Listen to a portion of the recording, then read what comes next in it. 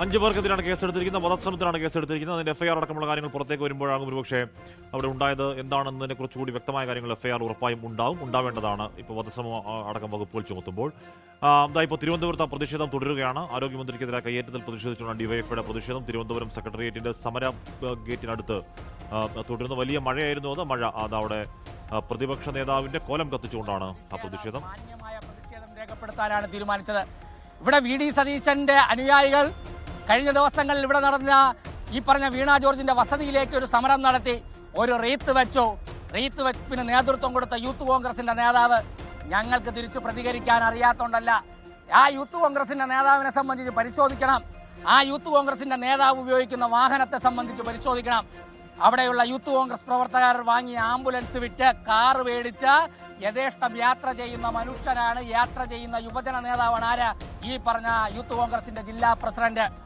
ആ ജില്ലാ പ്രസിഡന്റ് പറയാണ്, വേണ്ടി വന്നാൽ വീണ ജോർജിന്റെ വീട്ടിൽ കൊണ്ടുപോയി അല്ലെങ്കിൽ ഇരിക്കുന്ന കസേരയിൽ റീത്ത് വയ്ക്കും. അങ്ങനെ റീത്ത് വെക്കാൻ വേണ്ടി ഏതെങ്കിലും നിലയിൽ യൂത്ത് കോൺഗ്രസ്സുകാരൻ തയ്യാറായാൽ വന്ന പോലെ തിരിച്ചു പോകില്ല എന്ന കാര്യത്തിൽ ഒരു സംശയം വേണ്ട. ഞങ്ങൾ തീരുമാനിച്ചാൽ മതി.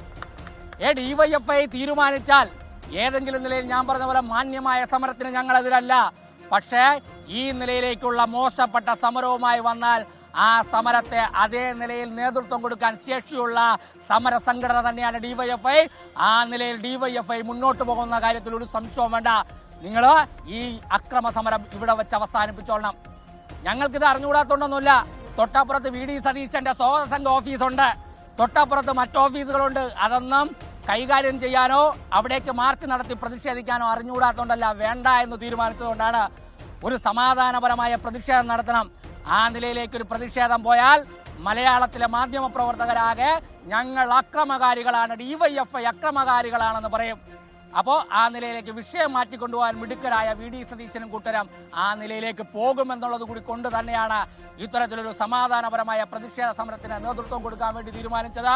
വരുന്ന ദിവസങ്ങളിൽ ഈ പറഞ്ഞ വി ഡി സതീശന്റെയും കിങ്കരന്മാരുടെയും ഇത്തരത്തിലുള്ള അക്രമ സമരങ്ങൾക്കെതിരായി ഈ കേരളത്തിലാകെ ഡിവൈഎഫ്ഐയുടെ കേരള സംസ്ഥാന കമ്മിറ്റി പ്രതിഷേധങ്ങൾ രേഖപ്പെടുത്താൻ തീരുമാനിച്ചിട്ടുണ്ട്.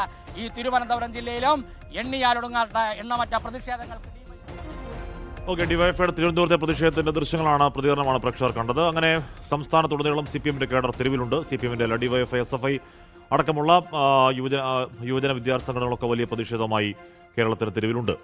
ലോകത്തെവിടെയായാലും ഏത് സമയത്തും 24 വാർത്തകളും ഓഗ്മെന്റഡ് റിയാലിറ്റി പാക്കേജുകളും എക്സ്പ്ലെയിനറുകളും വിശദമായി കാണാൻ ഞങ്ങളുടെ യൂട്യൂബ് ചാനൽ നിങ്ങൾക്ക് സബ്സ്ക്രൈബ് ചെയ്യാം.